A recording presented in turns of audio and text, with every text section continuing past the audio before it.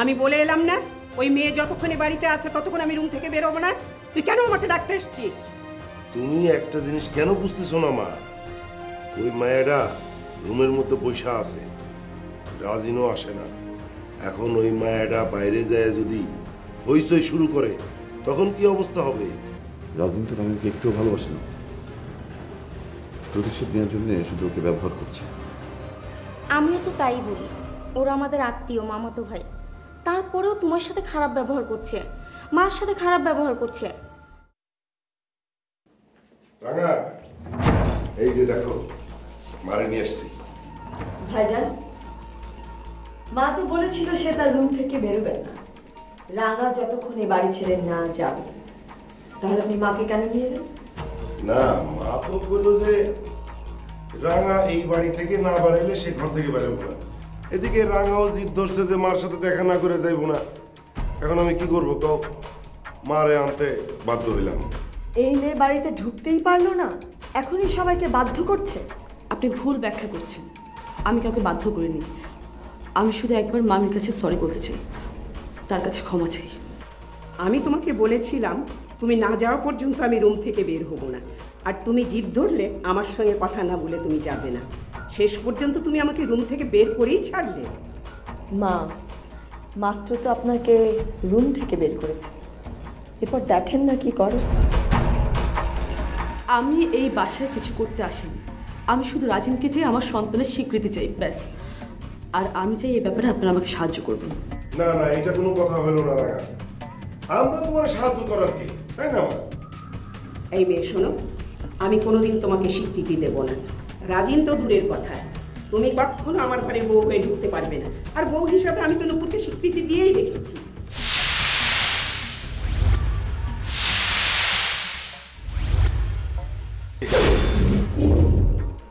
নূপুর ভাবে তো সবসময় আপনার ছেলের বউ হিসেবেই থাকবে, রাফিনের বউ। Shut up! তুমি বারবার একই কথা বলছো। আমি ছিলাম, আমি রাফিনের স্ত্রী ছিলাম, কিন্তু এখন আর তা নই। আমার শাশুড়ি তার ছোট ছেলে রাজিনের সাথে আমার বিয়ে ঠিক করেছেন। আপনি মনে মনে ভাবলে তো চলবে না। রাজিনের উপর আমার অধিকার বেশি, কারণ ও আমার সন্তানের পিতা। আমি কোনো ঝামেলায় জড়াতে চাই না। আমি চাই আপনারা ওকে বুঝান, সেই জন্য আপনাদের সাহায্য চাচ্ছি।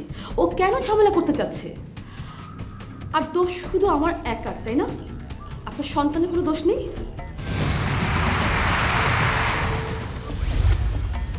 তুমি এটা কি বললা রাঙ্গা? আর পোলা মানুষের তো কোনো দোষ নেই। শোনো, রাজিন যদি কোনো দোষ করেই থাকে তাহলে তার মা আছে, ভাই আছে, তারা তাকে শাসন করবে। তুমি কে এসেছো রাজিনের দোষ ধরিয়ে দিতে? বাহ, রাজিন আপনাদের সন্তান বলে ওর কোনো দোষ নেই, যত দোষ সব আমার। কেন তুমি বিতর্কে যাইতেছো রাঙা? শোনো, বিতর্ক কইরা কোনোদিনও কোনো কাজ কিন্তু হাসিল করা যায় না। তুমি নরম কইরা বলো, নরম কইরা বলো। মা আপনি কেন চুপ করে আছেন? কিছু বলেন। আমার যা বলার আমি তো বলে দিয়েছি। এই মেয়ে কখনো আমার ঘরের বউ হতে পারবে না। তোমরা ওকে বের করে দেওয়ার ব্যবস্থা করো, আর যদি তোমরা না পারো আমি লোক ডেকে এই মেয়েকে ঘাট ধরে বাড়ি থেকে বের করে দেবো। মামি, মামি প্লিজ আমার সাথে এই ধরনের ব্যবহার করবেন না মামি। আমি শুধুমাত্র আমার সন্তানের স্বীকৃতির জন্য এ বাসায় এসেছি, আর কিছুর জন্য না। আমার বাবা কিন্তু এই বিষয়টা অন্যভাবে হ্যান্ডেল করতে চায়। আমি চাই না এত তাড়াতাড়ি রাজিন পৃথিবী থেকে চিরতরে মুছে যাক, সেই জন্য আমি শুধু এসেছি। আর আমি চাই না নূপুর ভাবির মতো বিয়ের আগে বিধবা হওয়ার জন্য।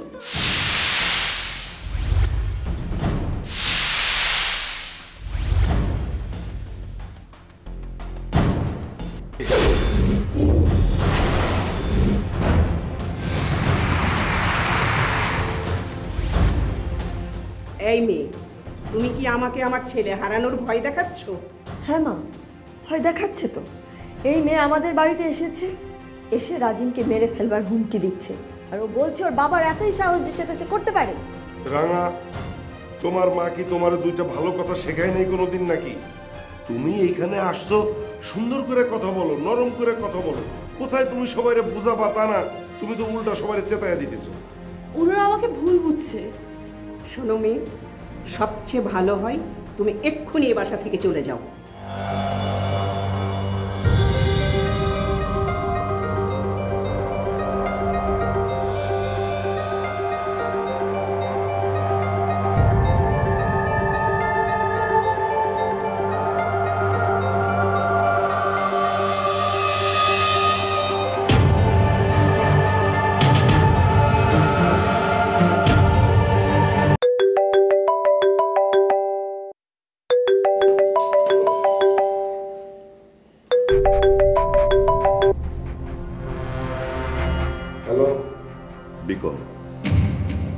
রাঙা কি আপনাদের ওখানে?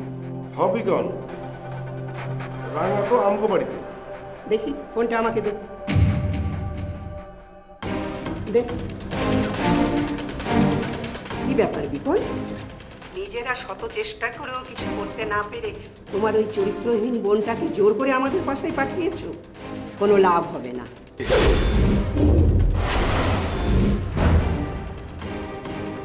আমার বোন চরিত্রহীন না। সেটা সবাই খুব ভালো করেই জানে। তোমার বোন এসে আমার ছেলের নামে যা ইচ্ছা তাই বলছে।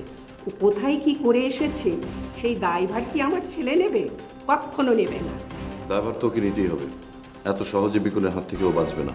কি করবে তুমি? কি করবে আমার ছেলেকে? রাজিন যদি ভদ্রভাবে রাঙাকে গ্রহণ না করে তাহলে ওর পরিণতি খুবই খারাপ হবে। এত বড় সাহস তোমার? তুমি আমাকে ভয় দেখাচ্ছ? মা মা তুমি উত্তেজিত হয়ে না তো তুমি আবার অসুস্থ হয়ে পড়বা। দেখি ফোনটা আমার কাছে দাও, আমার কাছে দাও। Hello Beacon. আরে ভাই এইদিকের পরিস্থিতি তো খুবই খারাপ। আমি রাঙার সাথে কথা বলতে চাই, ওকে দিন। ও আচ্ছা ঠিক আছে। রাঙা তোমার সাথে কথা বলবে ধরো। হ্যালো, তুই এক্ষুনি এই মুহূর্তে ওই বাড়ি ছেড়ে চলে যা। আমি রাজনীর সাথে কথা বলতে চাই। নিজেকে আর কত ছোট করবি, কত নিচে নামবি? আমি আছি না, নাকি আমার উপর তোর কোনো ভরসা নেই? আমার সামনে অন্ধকার বড় ভাই।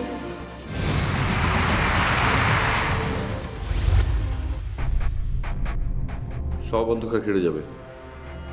ওই বাড়ির বউ তুই হবি। কাউকে কোনো রিকোয়েস্ট করবি না। আমি তোকে নিতে আসছি। আচ্ছা, তোমাকে আসতে হবে না, আমি আসছি। কোনো উল্টাপাল্টা চিন্তা করবি না, সোজা বাসায় চলে আসবি। আমার উপর ভরসা রাখ। ঠিক আছে।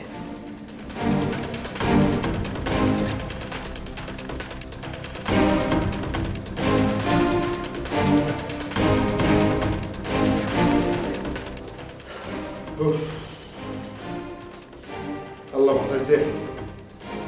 যন্ত্রণা, একটা যন্ত্রণার নদী গেছে বাঁচছি।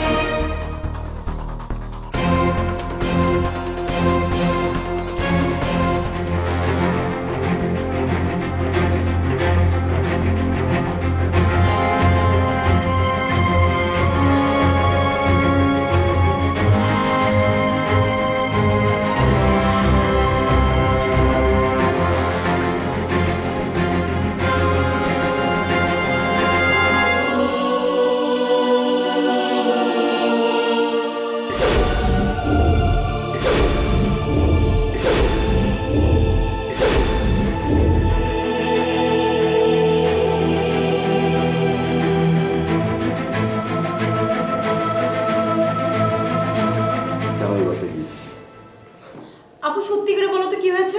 তোমাকে মারার জন্য ওরা গুম করে রেখেছিল না? প্লিজ ম্যাডাম, আপনার বোনকে বলেন আমরা আপনাকে খুন করতে সরিয়েছি। এটা আপনার ইচ্ছে, আপনার শ্বশুরবাড়িতে গিয়েছিলেন। বাবা দেখি তো। আয় না, আয় বস। শিরোপা, একটু পানি নিয়ে আয়। রাঙা, কি হয়েছে? তোর মুখটা এমন দেখাচ্ছে কেন? হ্যাঁ, রাঙা, কিছু একটা বলবি তো? কেন গিয়েছিল এ বাসায়? কি বলেছে ওরা? নে পানি খা, পরে কথা বল। তাছাড়া ওই বাসে কেন গিয়েছিলি? মরতে? শিরোপা, বেশি চটপট করিস না। কেন? পরে কেন কথা বলবে? এখন বলবে। ও, পরে কথা বললে সত্য চাপা পড়ে যাবে আর মিথ্যে গল্প শোনাতে পারবি, তাই তো? হ্যাঁ, তাহলে তোর বোনের কাছ থেকে সত্যি কথাটা জেনে নে। অ্যাক্টিং করতে নিষেধ কর। জিজ্ঞেস কর কেন গিয়েছিল ওই বাসায়। ওর সাথে এমন কেন করছিস? নিশ্চয়ই কিছু হয়েছে রাঙার। বলবে, ও সব বলবে। তোরা একটু শান্ত হ। রাঙা, কি কিছু বলবি না? কি হয়েছে ওই বাসায়? আমি আমি ওই বাসায় গিয়েছিলাম। ওই বাসায় মানে কি? মানে রাজেন্দ্রের বাসায়। তা তো বুঝলাম। তার মানে হচ্ছে ওরা তোমাকে প্ল্যান করে ওই বাড়িতে ফকিরের মতো দয়া চাইতে পাঠিয়েছিল, তাই তো?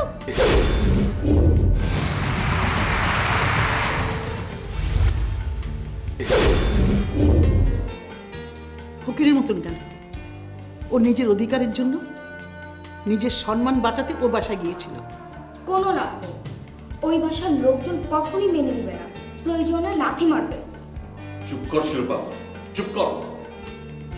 রাঙা বল, এরকম কিছু কি হয়েছে? হ্যাঁ বড় ভাই, ওরা আমাকে কোনোদিন মেনে নেবে না বড় ভাই। আর শুধু রাজিন কেন, রাজিনের মা ভাবি কেউ আমাকে কোনোদিন মানবে না। পারলে তো ওরা আমাকে ঘর থেকে বের করে দেয়। কি বলছিস তুই? ওরা সবাই তোর সাথে খারাপ ব্যবহার করেছে? ওদের মধ্যে শুধু হাসিন ভাই আমার পক্ষে ছিল, কিন্তু হাসিন ভাই ওদের জন্য কোনো কথাই বলতে পারেনি ওদের সামনে। আর মামি তো আমার সাথে খুবই খারাপ ব্যবহার করেছে। আমি যতক্ষণ ওই বাসায় ছিলাম মামি রুম থেকে বের হয়নি, আমার মুখও দেখতে চায়নি। ওদের সবার আচরণ দেখে মনে হচ্ছিল আমি বুঝি সারা জীবনের জন্য ওই বাসায় চলে গেছি। বাস রাঙা, আর বলতে হবে না। কেন তুমি ওই বাসায় গেলে? কেন তুমি রাজিনের পিছন পিছন কুকুরের মতো ঘুরছো? কেন তুমি বাচ্চাটা অ্যাবর্শন করছো না? কেন?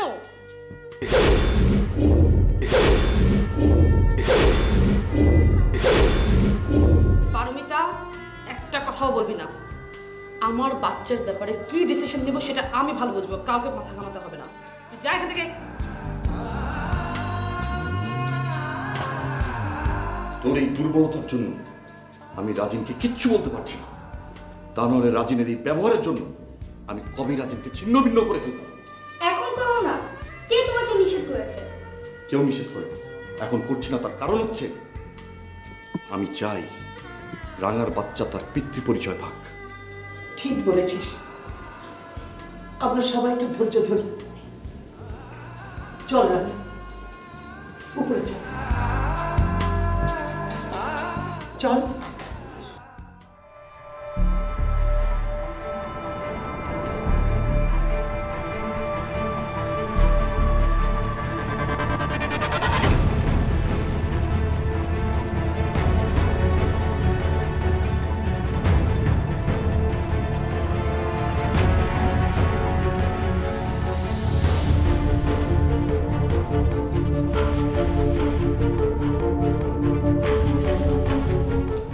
আমি তো কিছু বুঝতে পারছি না।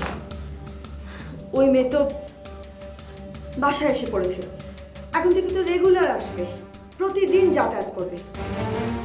তুই আর কয়দিন এভাবে লুকায় লুকিয়ে থাকবি? একদিন না একদিন ওর মুখোমুখি কিন্তু হয় লাগবে। আমি তো লুকিয়ে থাকতে চাইনি, তোমরা ওরা বললে তখন না ফিরতে। আর রাঙার মুখোমুখি হতে আমার কোনো ভয় নেই, সে সৎ সাহস আমার আছে। এখন তোমার সাহসের কথা বাদ দাও, কি করবে সেটা ভাবো। এখন তো আত্মীয় স্বজন আসা শুরু হইব, 2 দিন পর বিয়া। এখন যদি ওই মেয়ে ঘন ঘন এই বাড়িতে আসে তাহলে তো একটা মহা কেলেঙ্কারি। বড় ভাই, তুমি কেন ওকে ঘরে ঢুকতে দিলে? দরজা থেকে তাড়িয়ে দিলে তো পারতে। তাতে তো সমস্যার কোনো সমাধান হতো না, কেবলমাত্র সিন ক্রিয়েটই হতো।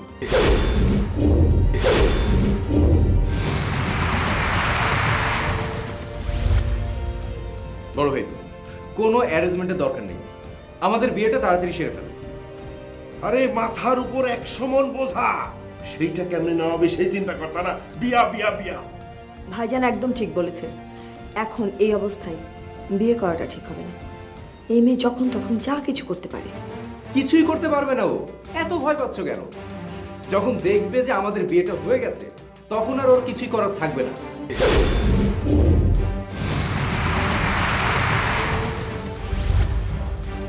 আসলে আসলে তোমাকে বিশ্বাস করাটাই ভুল হয়েছে। রাফিনের মৃত্যুর প্রতিশোধ তুমি এভাবে একটা মেয়ের উপর দিয়ে কেন নিতে গেলে? যা করেছিল তা করেছিল মির্জা কামাল, প্রতিশোধটা মির্জা কামালের উপরে নিতে। আমি যা করেছি তোমার জন্যই করেছি, তোমার মুখে হাসি ফোটানোর জন্যই করেছি। হ্যাঁ, কি এমন হাসি তুমি নুপুরের মুখে ফুটাইছো আমরা দেখতেছি না? না রাজিন, আমি জানি বুঝি, কিন্তু তোমার পদ্ধতিটা ভুল ছিল। তার চাইতে আমার মনে হয় তুমি খুনের বদলে খুন করলে ভালো করতে, অন্তত এত ঝামেলা আমাদের পোহাতে হতো না। তুমি একটু শান্ত হও না, দেখো না আমি সব ব্যালেন্স করে ফেলবো। আমার তোমাকে নিয়ে ভয়। তোমাকে তো আমি আবার হারাতে চাই না। তুমি শুধু শুধু আমাকে নিয়ে ভয় পাচ্ছ। আমার কিছুই হবে না। বড় ভাই, বড় ভাই, তুমি আমাদের বিয়েটা তাড়াতাড়ি সেরে ফেলো। রাজিন, তোর মুখে কি বিয়ে ছাড়া আর কিছু নাই রে ভাই? তুমি কেন বুঝতে পারছো না? যত তাড়াতাড়ি আমাদের বিয়ে হয়ে যাবে দেখবে রাঙা একদম কিচ্ছুই করতে পারবে না, শান্ত হয়ে যাবে। দেখি, কার্ডে তো ডেট দিয়া ফেলাইছি, এখন তো ওই ডেটেই হইতে হবে না। দেখি।